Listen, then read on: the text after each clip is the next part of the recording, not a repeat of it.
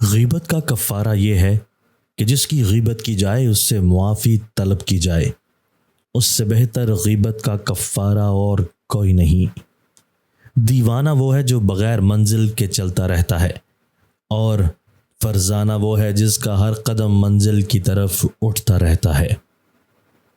تصوف کسی رسم اور مرتبے کا نام نہیں ہے، نہ کسی علم کا، یہ تو صرف مکارم اخلاق کا نام ہے، کیونکہ اگر یہ کوئی مرتبہ ہوتا تو مجاہدے سے حاصل ہو جاتا۔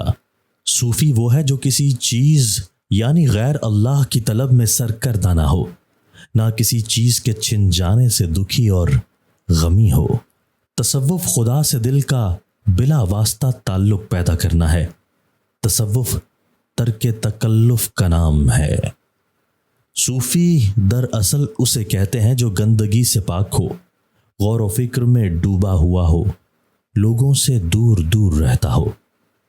مومن کا حق پر قائم ہونا اس کے لیے کوئی دوست نہیں چھوڑتا۔ سچائی اور حلال شے کی تلاش سے بڑھ کر کوئی ایسی چیز نہیں جس سے لوگوں میں خوبصورتی پیدا ہو سکے۔ زیادہ کھانے سے دل کی سختی بڑھتی ہے اور زیادہ سونے سے دل مردہ ہو جاتا ہے۔ زیادہ باتیں کرنے سے دماغ کمزور پڑ جاتا ہے۔